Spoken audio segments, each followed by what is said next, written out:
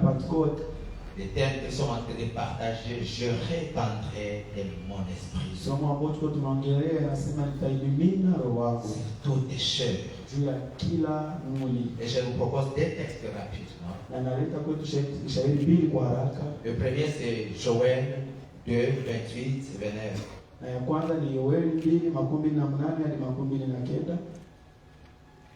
Prophète Joël, chapitre 2, le 28e et le 29e verset. La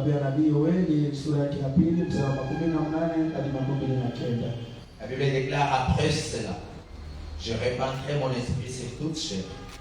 Vos fils et vos filles prophétiseront, vos vieillards auront des songes et vos jeunes gens des visions. Même sur les serviteurs et sur les servantes, dans ces jours-là, je répandrai mon esprit. Ce que j'aime ici, Joël, lui, quand il prophétise, il dit dans ces jours-là. Joël ne vit pas la promesse, mais dit dans ces jours-là. Ce n'est pas encore arrivé, mais on attend ces jours. Ces jours-là arrivera. Pour l'Éternel Dieu répandra son esprit. Actes des apôtres, chapitre 2. Une longue lecture du 1er jusqu'au 18e verset. Alléluia. Les jours de la Pentecôte, ils étaient tous ensemble dans le même lieu. Tout à coup, il vint du ciel un bruit comme celui de vent impétueux. Et il remplit toute la maison où ils étaient assis. Des langues semblables à des langues de feu les apparirent, séparées les unes les autres, et se posaient sur chacun de quatre. Et ils furent tous remplis du Saint-Esprit et se mirent à parler en d'autres langues, selon quel esprit leur donnait de s'exprimer. Or, il y avait en ce jour à Jérusalem des Juifs, hommes pieux, de toutes les nations qui sont sous les cieux. Au prix qui eut lieu, la multitude accourut et elle fut confondue, parce que chacun les attendait parler dans sa propre langue. Ils étaient tous dans l'étonnement et la surprise, et ils se disaient les uns aux autres, voici ces gens qui parlent, ne sont-ils pas tous Galiléens? Et comment les attendons-nous dans notre propre langue à chacun? Dans notre langue maternelle, Nef, Parthes, Mède, Élamite, ceux qui habitaient la Mésopotamie, la Judée, la Cappadoce, les ponts d'Asie, la Phrygie, la Pamphylie, Égypte, le territoire de la Libye, voisine de Cyrène, et ceux qui sont venus des Roms, juifs et prosélytes, crétois et arabes. Comment les attendons-nous parler dans nos langues des merveilles de Dieu? 12. Ils étaient tous dans l'étonnement et ne sachant que penser. Ils se disaient les uns aux autres, que veut dire ceci? 13. Mais d'autres se moquaient et disaient, ils sont pleins de vin. 14. Alors Pierre se présenta avec les 11, éleva la voix et leur parla en ces termes. Hommes juifs, et vous tous qui séjournez à Jérusalem, sachez ceci et prêtez l'oreille à mes paroles. Ces gens ne sont pas ivres, comme vous les supposez, car c'est la 3e heure du jour. 16. Mais c'est ici ce qui a été dit par les prophètes Joël. C'est ici ce qui a été dit par les prophètes Joël. Joël est en train de prophétiser, dit à ce jour-là. Mais Pierre se lève et dit, c'est ici. c'est déjà arrivé. Le jour qu'on attendait, ce qui était autrefois une promesse, c'est déjà une réalité. Il dit c'est ici ce qui a été dit par les prophètes Joël. Dans les derniers jours du Dieu, je répandrai de mon esprit sur toutes les chairs. Vos fils et vos filles prophétiseront, vos jeunes gens auront des visions et vos vieillards auront des songes. Oui, sur mes serviteurs, sur mes servantes, dans ces jours-là, je répandrai de mon esprit et ils prophétiseront parole de l'Éternel. Alléluia. Amen. Je répandrai de mon esprit. Ce thème a été introduit le mercredi par notre Père. Et son enseignement nous a servi de sous-bassement, de base solide pour comprendre ce que nous sommes en train de faire, pour comprendre ce thème et pour bénéficier de la bénédiction attachée à cela. Il a commencé par nous expliquer la Pentecôte c'est quoi. Parce qu'on ne peut pas fêter quelque chose qu'on ne connaît pas. On ne peut pas célébrer quelque chose qu'on ne connaît pas. Ainsi donc frère, la Pentecôte c'est une grande fête des Juifs,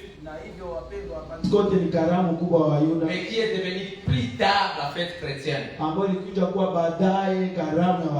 vous allez comprendre avec moi que la Pentecôte était célébrée dans l'ancienne alliance, mais aussi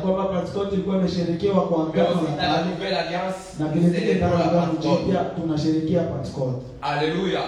Mais dans l'ancienne alliance, lorsqu'on célébrait la Pentecôte, on les célébrait 50e jour ou 50 jours après la Pâque. Et dans l'ancienne alliance, quand on parlait de la Pentecôte, cette fête avait plusieurs noms. Le papa nous a dit toutes ces choses. On parle aussi des fêtes des semaines. Quand on parlait de fête des semaines, il est question aussi de la fête de Pentecôte. On appelait fête des semaines à cause de cette semaine qui séparait cette fête de la Pâque.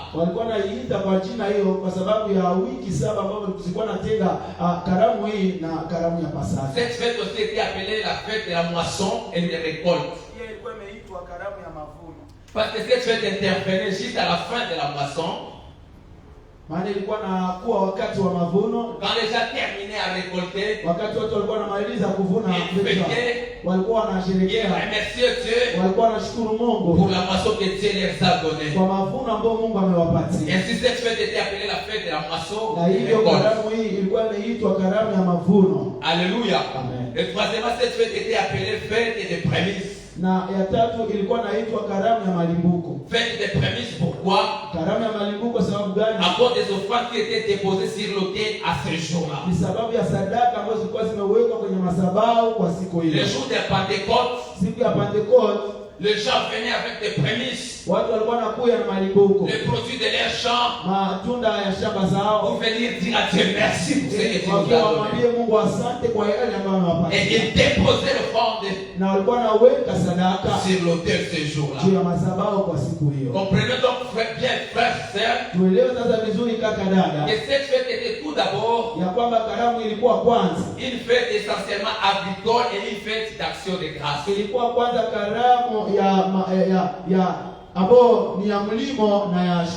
Alléluia. Il venait dire à Dieu merci pour la moisson. Et demander les actions de grâce à l'Éternel. Et cette fête était célébrée chaque année une fois. Et après la mort de Jésus, c'est 4 jours après, parce que Jésus était mort à la Pâque. Parce que lui, il est le véritable Pâque. Alléluia. Il était l'agneau qui pouvait ôter les péchés du monde. L'agneau qui devrait être immolé pour enlever les péchés, c'était la personne de Jésus. Parce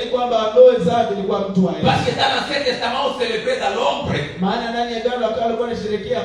dans la Nouvelle Alliance, on célébrait dans la réalité. Na kwa Agano Jipya walikuwa wanasherehekea kwa kweli. Et Jésus étant venu le jour de la Pâque, Na Yesu alipokuja siku ya Pasaka, il a été crucifié sur la croix alitundikwa msalabani pour nous sauver, pour nous délivrer du péché. kwa ajili ya kutuokoa na Et dhambi. 50 jours après, Na siku 50 baadaye c'était la fête de la Pentecôte. ilikuwa sikukuu ya Les Pentekoste. Juifs célébraient, Na Wayuda walikuwa les wanasherehekea. Juifs fêtaient. Wayuda walikuwa wanasherehekea hiyo. Alléluia. Amen. Mais les disciples de Jésus, Lakini wafuasi wa Yesu, les apôtres, mitume wao, la Bible déclare, Biblia inasema ils étaient ensemble walikuwa wote pamoja dans la chambre haute. ndani ya chumba cha juu. Pendant que les autres mangeaient, Wakati wengine walikuwa wanakula, pendant que les autres buvaient, wakati wengine walikuwa wanakula, quelqu'un peut dire avec moi, et ils priaient. na mtu anaweza sema nani wao Ils walikuwa se wakiomba. distinguaient des autres. Walikuwa wanajitofautisha Je vais na le dire à quelqu'un, napenda niambie mtu mmoja, lorsqu'on se distingue des autres, wakati unajitofautisha na Dieu te wengine, donne une marque de distinction.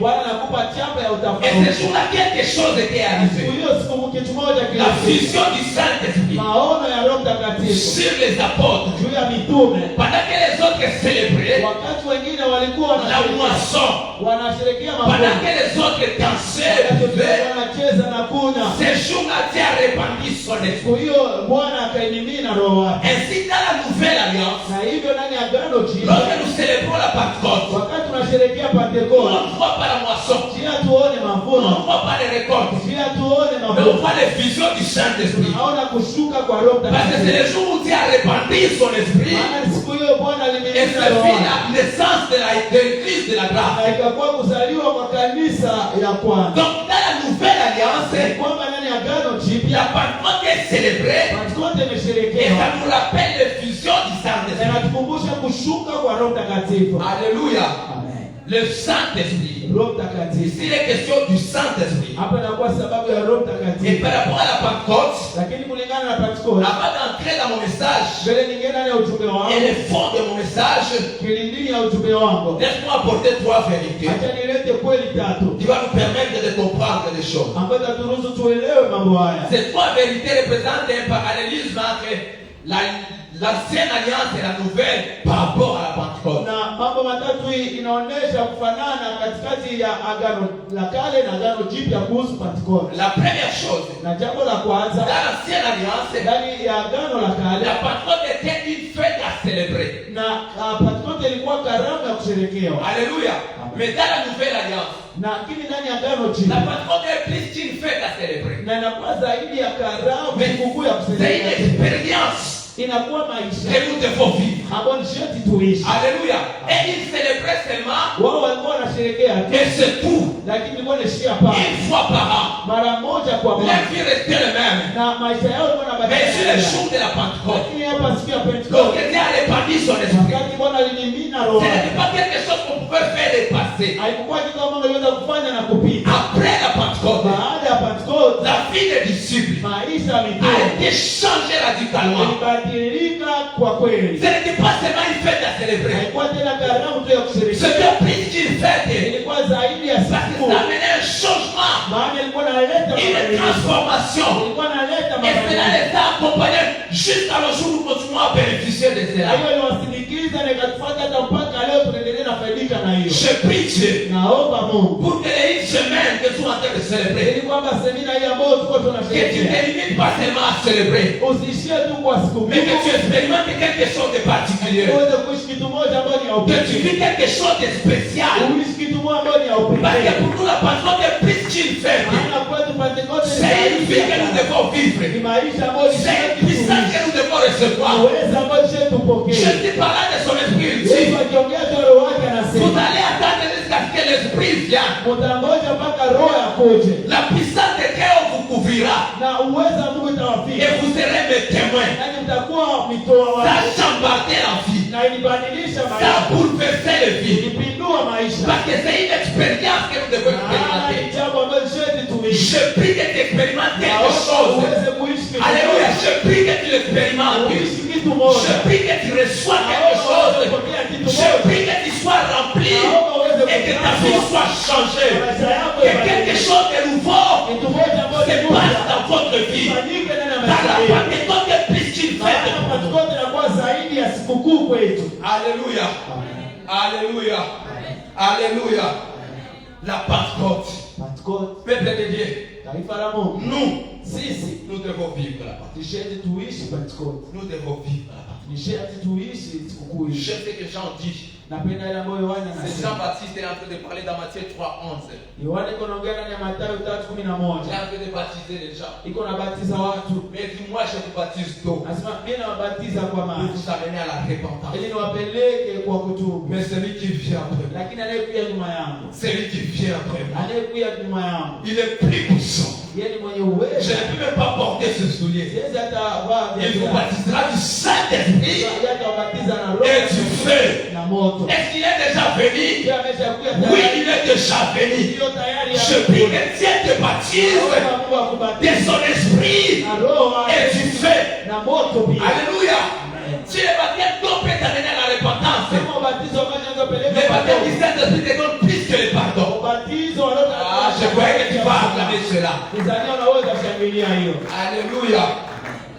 Pour nous, la Pentecôte est plus qu'une fête, c'est une expérience, c'est une vie. Kwetu Pentecost inakuwa zaidi ya sikukuu, inakuwa maisha ambayo sharti tuishi. La deuxième vérité Kweli ya pili est que dans l'Ancien Testament, ni kwamba ndani ya Agano la Kale on célébrait la Pentecôte walikuwa wanasherehekea Pentecost une fois par an. mara moja kwa mwaka. Alléluia. Amen. Et c'est tout. Na ilikuwa ni yote. On attendait encore la prochaine année Walikuwa wanangoja tena mwaka nyingine pour la célébrer. ili kwamba waweze kuisherehekea. Mais dans la nouvelle alliance, Ndani ya Agano Jipya on la célèbre pas une fois, haituisherehekee mara mais on moja attend encore la prochaine année. na tunangoja tena mwaka nyingine. Non, non. Hapana, C'est une vie. ni maisha Ça continue. inaendelea. Dieu ne nous donne pas son esprit à compte-gouttes. Bwana atupatie roho yake kwa udogo. Ce jour-là, il a répandu son esprit. Siku ile alimimina roho yake. Quelqu'un peut dire avec moi, il n'a jamais retiré son esprit. Na mtu anasema hajawahi chukua roho. Il n'a jamais retiré Bado son esprit. hajawahi chukua roho Je yake. voudrais dire à quelqu'un, son esprit est disponible. Tena na leo tumwa roho yake ndani. Alléluia. Son esprit est Roho disponible. yake ndani hapo hapo. Haipasi alishuka kisha akakimbia kama na mambo ya Bible state. Non, il est disponible. Ce n'est pas qu'il est venu et puis la Il est présent. yeko hapo hai. Alléluia. Ce n'est pas quelque chose qu'on doit attendre de la Pentecôte de l'année passée, de l'année qui va venir. Haiko chama watu tunaweza ngoja Pentecost ya mwaka ujao, hapana. C'est pourquoi tu vas remarquer, Na ndio maana utagundua même avant cette semaine, mbele hata ya wiki les gens étaient baptisés ici du Saint-Esprit. watu hapa walibatizwa na Pendant cette semaine, kwa hii wiki les gens sont baptisés du watu Saint-Esprit. wanabatizwa na Et après cette semaine, na baada ya je wiki crois que ça va continuer. naamini Je itaendelea. crois que ça va continuer. Naamini kweli Je itaendelea. crois que ça va continuer. Naamini ya kwamba Si ça a commencé avec Prisca, ilianza na si ça va commencer avec tel, ilianza na ça va aussi arriver pour toi. itaendelea na wewe. Parce que pour nous, après la Pentecôte, c'est la Pentecôte. Na kwetu baada ya Ah, je crois que quelqu'un va célébrer Dieu. naamini Mungu Mais c'est que son esprit est disponible. kuona roho yake iko Il n'a pas retiré son esprit. akibeba roho yake. Nous vivons avec son esprit. Tunaishi na roho yake. Alléluia. Amen. Nous vivons avec son esprit. Tunaishi na roho yake. Nous vivons avec son esprit. Tunaishi na roho Nous yake. vivons avec son esprit. Tunaishi na roho yake. Il n'a jamais retiré son esprit. Bado hajabeba roho yake. Alléluia. Amen. Alléluia. Amen. Je prie Naomba que tu fais une rencontre pendant cette semaine. wewe uweze fanya mkutano kwa wiki hii. Alléluia. Vous savez, Dieu ne retire pas encore son esprit. Unajua Mungu bado hajaibeba roho yake.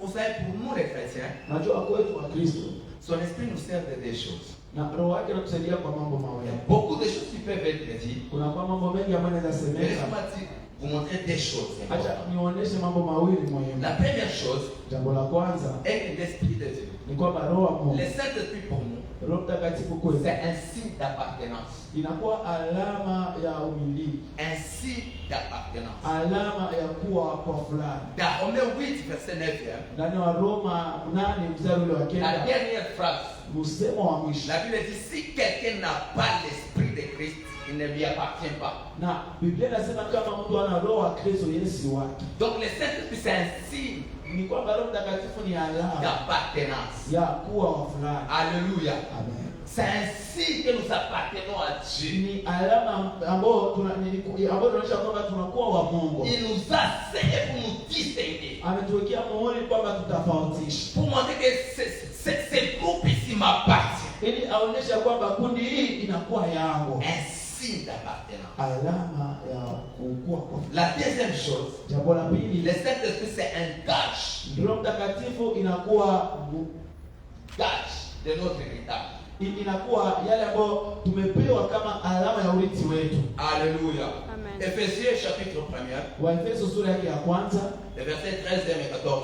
mstari wa 13 na 14. À lui, vous aussi, Sema nani kwenu après avoir attendu la parole de la vérité, baada ya kusikia neno la l'évangile de votre salut, injili ya wokovu wenu, en lui vous avez Christ na ndani yake et mumeamini vous avez été scellés na mwekewa muhuri du Saint-Esprit na Roho Mtakatifu qui avait été promis, aliyekuwa ameahidiwa, lequel est un gage ambayo inakuwa alama de notre héritage. ya urithi wetu. Est un gage Ni jambo ambalo de tumepewa notre héritage. kwa kuonesha Vous urithi savez, wetu. un gage, Unajua jambo hili c'est comme je dis à papa Yves, ni kama vile naambia pai au frère Yves, ndugu hivi, moi je vais te donner $100,000 mimi nitakupatia $100,000 dans une année, kwa mwaka mmoja, mais je voyage d'abord. lakini ninasafiri kwanza, N'est-ce pas que lui va rester dans l'inquiétude parce que je voyage, na yeye tabakia naoga sababu mais je nimesafiri, prends les documents de ma maison. lakini nakamata document ya nyumba yangu, Je te laisse d'abord ça, sema nakuachia kwanza hii comme gage, kama vile pour que tu sois rassuré ili kwamba uwe na uhakika que je viens. ya kwamba ninakuja, Même si je traîne, hata kama nikikawia, il saura que je na viendrai atajua kwamba parce qu'il ninakuja, a quelque chose qui m'appartient. maana ana jambo ambalo ni yangu. Nous avons un héritage Tunakuwa na urithi et je suis parti. na Yesu alienda, Et il a dit, je vous laisse passer. na anasema siwaache, Je vous enverrai mon esprit. nitawatumia roho Un autre consolateur. ambaye anakuwa Et la Bible faraja. dit, nous avons été scellés de cet esprit Biblia inasema tumewekwa muhuri kwa qui est roho, pour nous comme un gage. na inakuwa kwetu kama jambo ambalo tumeachiwa kwa Le Saint-Esprit Roho Mtakatifu, est notre preuve inakuwa uhakika wetu que Jésus vient. ya kwamba Yesu atarudi. Alléluia. C'est un gage. Inakuwa uhakika kwetu, Une assurance. Ça nous donne de l'assurance. inatupatia uhakika kweli. Si quelqu'un te dit, toi, tu as cru en Jésus. Kama mtu anakwambia wewe umwamini Qu'est-ce Yesu, qui te rassure si un jour tu iras au ciel? kitu gani kinakuhakikishia kwamba siku moja Rien de unaenda? palpable. Kweli hakuna lolote ambalo unaweza Rien de kushauri, matériel. hakuna lolote la vitu. Il y a le Saint-Esprit qui te dit, tira. Kuna kwa Roho Mtakatifu ndani yako ambaye anakuambia kweli utaenda. Alléluia. Amen. Alléluia. Amen. Nous avons un héritage. Tunakuwa na urithi. Je te dis, où est votre héritage? Tuliza urithi wetu uko wapi? Je ne sais pas où ça se trouve. Sijui iko wapi, Mais c'est lui qui nous a promis ça. lakini aliyetuahidia hilo Il nous a laissé ça. alituachia vile vile Il vile, viendra na nécessairement. yeye atakuja kweli kweli. Alléluia. C'est un gage. Na ni urithi. La troisième vérité. Na kweli ya tatu, La troisième vérité. kweli ya tatu Dans l'Ancien Testament, ndani ya Agano la Kale, l'Ancienne Alliance, Agano la Kale, le Saint-Esprit Roho Mtakatifu était une promesse. alikuwa ahadi, Mais dans la Nouvelle Alliance, lakini ndani ya Agano Jipya le Saint-Esprit Roho Mtakatifu est une réalité. ni ukweli. Joël est en train de prophétiser. Yoeli iko na tabiri Il dit en ce jour, na anasema kwa siku hiyo je répandrai. nitaimimina roho yangu. Pour eux, c'est une promesse. Kwao ni ahadi, Il ne faisait qu'attendre. na walikuwa wakingoja tu, En ce jour, wanangoja hiyo siku. mais ce que j'aime dans la Nouvelle Alliance, Lakini naoipenda Pierre se tient debout. Petro anasimama Il dit c'est ici. anasema, na ni hii C'est que les prophètes avaient dit. yale ambayo nabii alitabiri, Ce qu'on attendait, yale ambayo tulikuwa tukingoja c'est arrivé. imefika. Si eux, Kama wao dans leur temps, kwa wakati wao ils ne faisaient qu'attendre walikuwa wakingoja les Saint-Esprits. Roho Mtakatifu, Quelqu'un peut dire avec moi, nous ne vont pas attendre. na mtu anasema nani, Parce qu'il est déjà. ngoja, maana tayari kwa Alléluia. Il n'est pas question de demain. haiko jambo ya Quelqu'un peut dire que c'est aujourd'hui. mtu anasema ni Parce qu'il leo, est disponible. maana yeko tayari. Alléluia. Et ils pouvaient attendre. Wao wangeliweza Parce que ngoja, c'était une promesse. maana ilikuwa ni Mais nous, ahadi. c'est une réalité. Lakini kwetu ni Il dit ukweli. c'est ici ce que lui avait promis. Maana ni hii yale ambayo yeye alitabiri.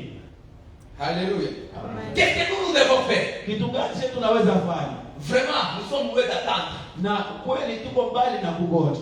Nous devons d'abord demander à Dieu. Je tunaweza sasa kuomba kwanza. Nous devons le chercher. Tunaweza tafuta. Nous devons désirer. Tunaweza tamani Et nous devons vivre. na tunaweza. Parce que pour nous, c'est une réalité. Maana kwetu ni ukweli. Je prie que tu désires la personne du Saint-Esprit. Naomba wote tamani mtu Je prie si tu n'es pas encore été baptisé, que tu le cherches dans le jeûne. Naomba kama bado hujabatizwa kwa Roho Que tu ne sois pas satisfait. Usitoke pekee. Que tu dis, Seigneur, je vais vivre Sema cela. Bwana napenda niishi hiyo. Laisse-moi vous dire quelque chose. Acha niwaambie kitu Il y moja. a des choses que tu ne peux pas comprendre, même si on te les explique. Kuna mambo mengine ambayo usielewe, hata wewe Il faut kufasiria. les expérimenter. Inaomba uishi. Bon, bakisha sema kwa lugha njoni ni hawezi tu njoni si tena jamais parler. Tu ne peux pas savoir. Cherche à expérimenter. Utafute uishi. Alléluia. Amen. Je peux dire comment? En soi, vous terminez, il y a aussi vous expliquer. Tunaweza sema c'est quelque chose de bon que tu ne peux pas expliquer. Uliza grasi butamu ya maziwa ya maziba hata kujua kuexpliquer mais atakuangalia tu nakwambia kama haujui vinakuona. Hajua anaweza expliquer. Elle ne sait pas comment elle peut expliquer ça. Quand il goûte, Wakati anaonja il sait ce qu'il sent. na anajua yenye anaonja. Et le bien-aimé était en train de nous parler de ça ce matin. Na mpendo hivi alikuwa anatuongelesha hiyo asubuhi. Il nous parlait par rapport à notre sœur Prisca qui était baptisée. Wanatuongelesha juu ya dada Prisca. À chaque fois qu'elle parle à la langue, elle pleure parce qu'elle sait ce qu'elle ressent. Wakati wote alisema kwa lugha yana. Toi, tu ne peux pas le ressentir. Wewe hawezi ni. Elle ne sait pas comment t'expliquer. Haiwezi kufasiria hai. Ne cherche pas une explication. Usitafute mambo. Cherche à l'expérimenter. Utafute kuishi. Alléluia. Amen. Cherche à l'expérimenter. Tafuta uishi. Ça se passe comment? Inafanyikaka na Comment elle se sent? namna gani unasikia? J'avais un ami, son nom c'était Merveille. Nilikuwa na rafiki yangu kwa jina yake ni Merveille. C'était là on faisait des concours pour tirer à la prière. Na huyo tulikuwa tunafanya mambo yote tuone matatumu zaidi. Parce que lui était baptisé avant. Yeye alikuwa amebatizwa kwa roho mbele yao. Quand on se prosternait, on commençait à prier. Wakati tunapiga wakati tunaanza kuomba. On commençait à prier 2 fois. Tunaanza omba saa 2 saa 3. Mais quand moi j'étais fatigué, Wakati yeye alikuwa anachoka. il parlait là. Yeye alikuwa anaendelea anaongea kwa lugha. Anaendelea anaongea kwa Jusqu'au lugha. matin. Mpaka Je dis, asubuhi. mais comment tu arrives à le faire? Na wewe unafaa unafikia Le kufanya. Saint-Esprit sur Sema moi. Roho Mtakatifu juu yangu. Tu ne peux pas tirer dans la prière Hawezi ndugu na avec tes propres mots. na maneno yako Parce que tes mots sont limités. Maana maneno yako iko na Mais mipaka. quand tu parles à l'esprit, Lakini wakati unaongea tu kwa parles roho, de là que même les démons ne peuvent pas comprendre. unaongea lugha kama mapepo Les yetu. démons peuvent tirer une information dans tes prières, prier avec intelligence. Na mapepo yanaweza pata habari ndani ya mambo yako wakati uko naomba na akili. Mais la prière, prier en langue. Lakini maombi Même le diable lui-même ne connaît pas ce que tu es en train de demander à Dieu. yeye mwenyewe hayua hata Personne ne peut arrêter la prière à langue. Hakuna maneno Je prie que tu expérimentes cela au nom de Jésus. Kuishi kwa jina la Yesu. Alléluia. Amen. Alléluia. Amen. Que tu l'expérimentes. Kuishi kwa jina la Yesu. Pour elle, c'était une promesse. Wewe ilikuwa ahadi. Mais pour nous, c'est une réalité. Lakini kwetu ni Nous ukweli. devons le désirer. Nishati Nous tuitafute. devons le chercher. Nishati Est-ce tuitafute. que tu es là? Je uko hapa. Est-ce que tu désires? Unaitamani. Est-ce que tu cherches?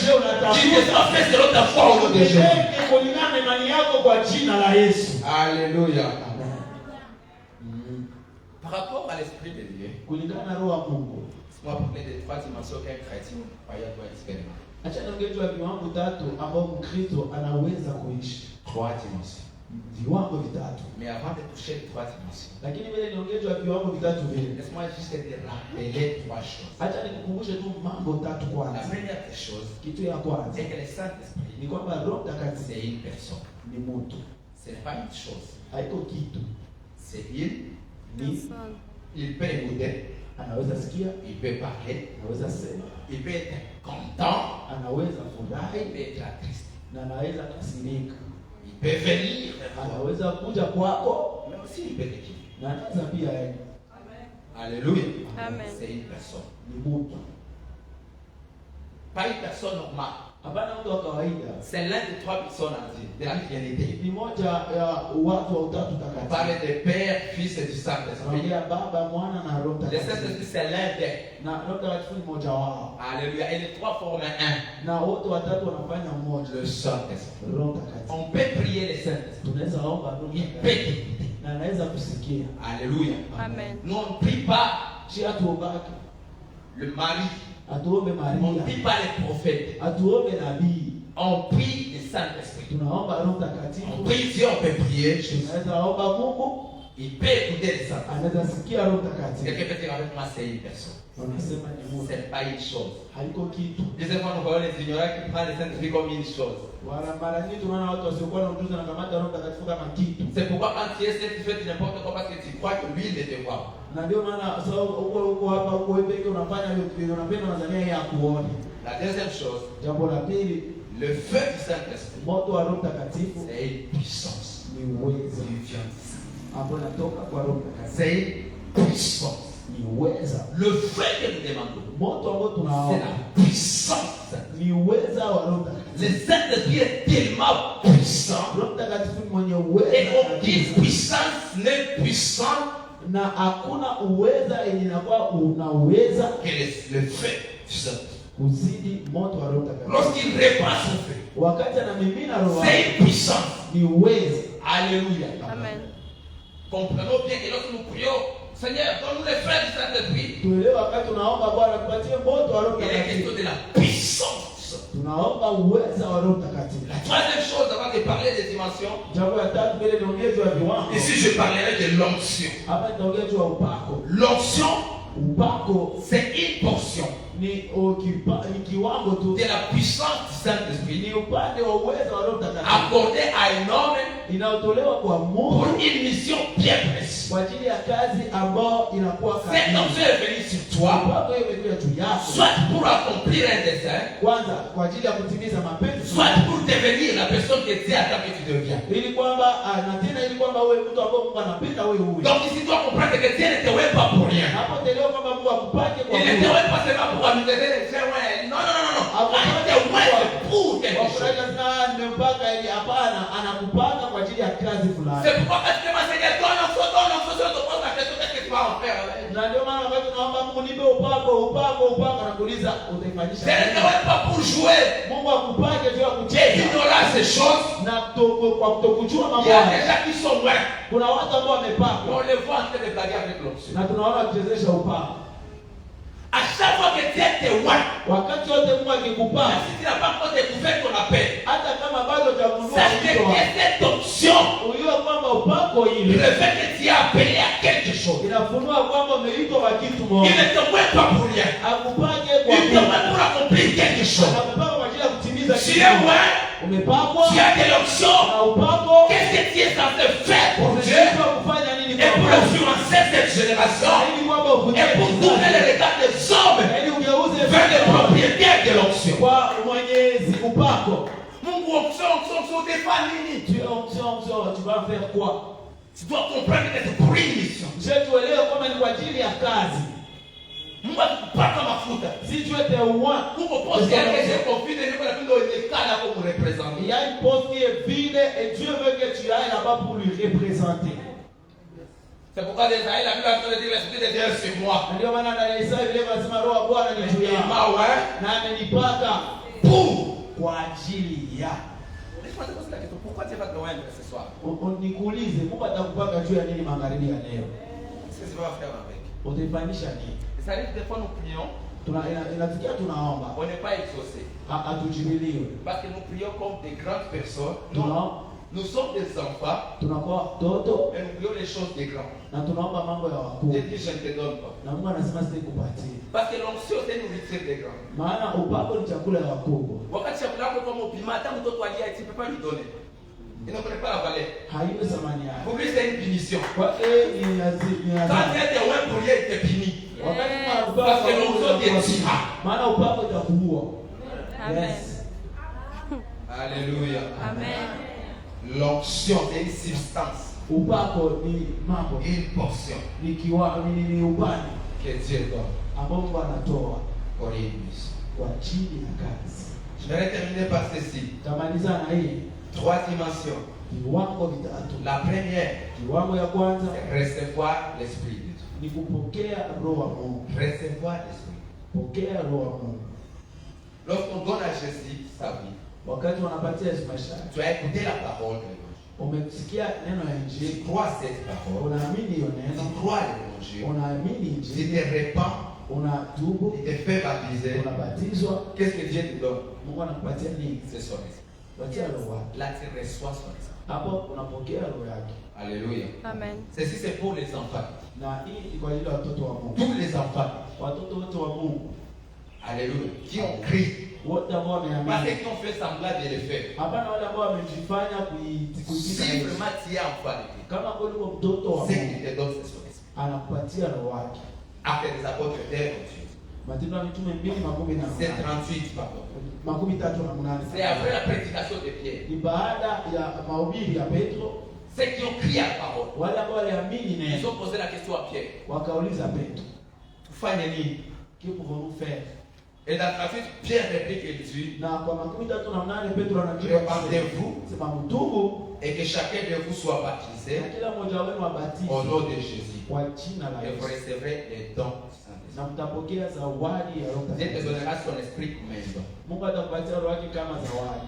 Alléluia. Amen. Ici, il n'est pas question d'être baptisé, non. Non, Il y a de recevoir. Hapa ya watu wako kubatizwa, hapo kunapokea. C'est l'esprit qui est en toi le jour où tu as crié. Na ni roho ambayo iko ndani yako siku ile ambayo C'est umeamini. cet esprit qui te dit, quand tu veux faire le mal, il te dit, ça c'est le mal, ne le fais pas. Na ni roho ya maana kufanya hivi kwamba wakati unataka mabaya kwamba ni mabaya usifanye. C'est cet esprit qui te donne l'assurance que tu es le fils de Dieu. Na ni hii inakupatia uhakika kwamba wewe ni mwana wa Mungu. C'est cet esprit qui te culpabilise quand tu pêches. Na ni roho ambayo anakusumbua wakati Qui te unafanya pousse à dhambi. te repentir. Anakusukuma wewe utubu. Cette bonne conscience qui est en toi, Hiyo dhamiri nzuri ambayo qui iko te ndani dit de yako, faire le bien, ambayo anakwambia ufanye mema, c'est l'esprit de Dieu. ni roho wa Mungu. Mais si c'est toujours dans la dimension de Na recevoir. hapo ni kwa kiwango tu ya kupokea. Mais la deuxième dimension, Lakini kiwango ya pili c'est rempli du Saint-Esprit. ni kujazwa na Roho Mtakatifu. Alléluia. Amen. Tu peux recevoir, Unaweza tu pokea, n'es pas encore. ni bado hujajazwa. Kwa lorsqu'on reçoit, Na wakati des tunapokea, fois l'immédiat, on peut ne pas avoir de signes.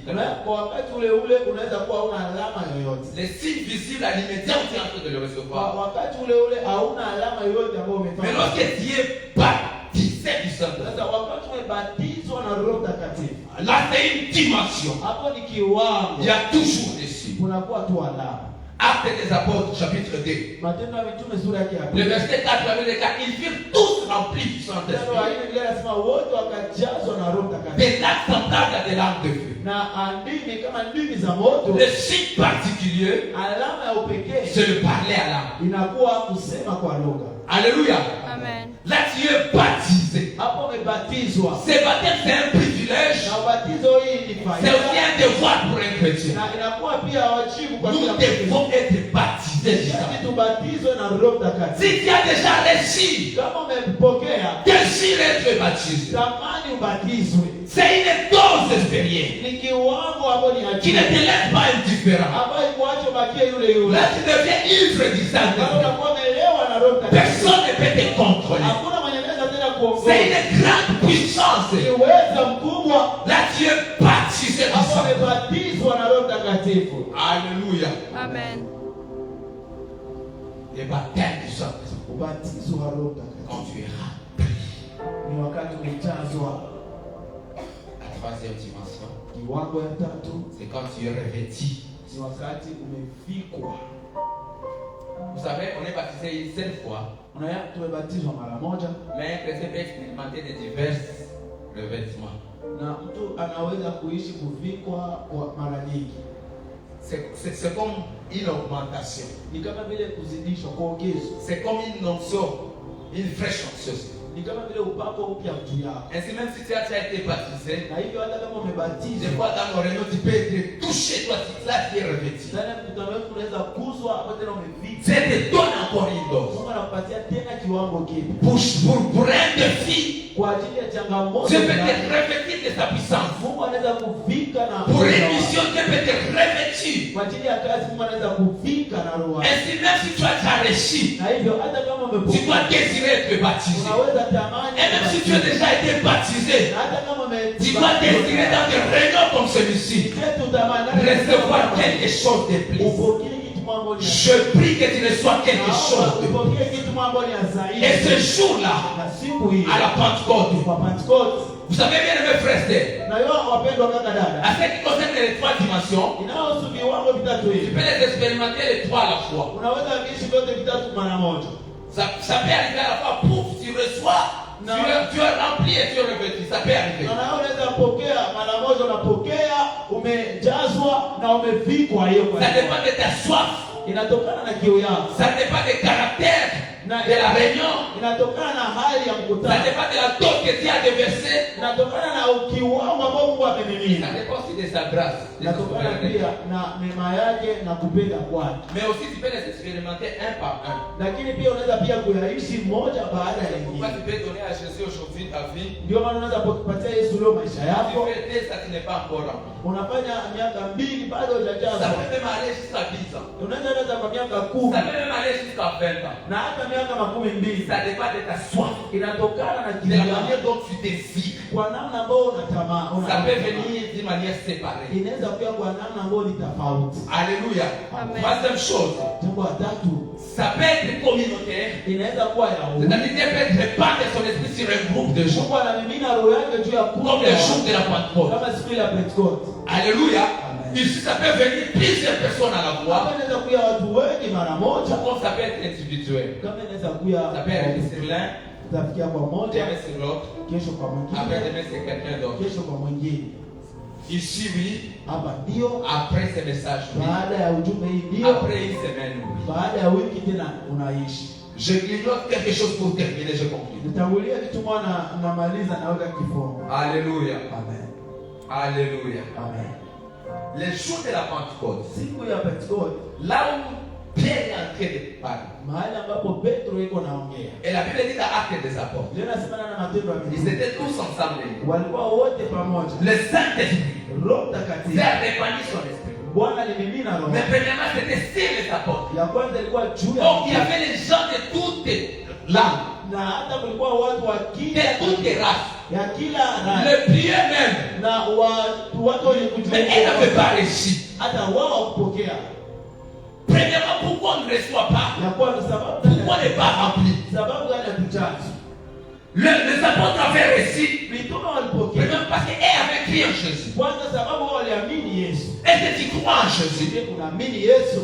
C'est pourquoi les religions Na ndio maana qui majina ne croient pas en Jésus, ambao waamini il y a Yesu l'absence totale de l'Esprit de Jésus. kunakuwa kutokuwepo kwa ujumla ya roho wa Mungu. Et ils étaient pieds, Wao walikuwa mais leur foi n'était pas fondée sur Jésus. walikuwa watawi, lakini imani yao ilikuwa itolewe aiende kwa msingi wa Yesu. Deuxième chose, Jambo la pili, ils ne savaient pas le Saint-Esprit c'est quoi. walikuwa wajua Roho Mtakatifu ni nini. Je ne sais même pas ce qui, parce qu'ils ne savaient pas même.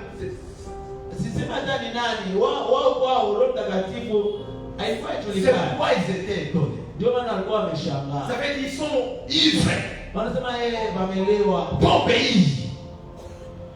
C'est pourquoi tu ne peux pas être loin, Na ndio maana hauwezi rempli du Saint-Esprit, unajazwa na Roho si tu n'as Mtakatifu. jamais écouté le message du Saint-Esprit. Kama bado hujasikia ujumbe wa Roho Mtakatifu. Le message du Saint-Esprit nous prépare pour recevoir le Saint. Ujumbe wa Roho Mtakatifu unatuandaa kupokea Roho Mtakatifu. Et si je prie Na hivyo que naomba le message de mercredi, pardon, que papa, ujumbe wa siku ya que le message de jeudi, na ujumbe ya siku ya le hii message d'aujourd'hui et celui de dimanche, na leo ni ya te Jumapili prépare pour recevoir ikuandae kwa et pour être rempli. na tena kwa kujazwa. Il faut écouter.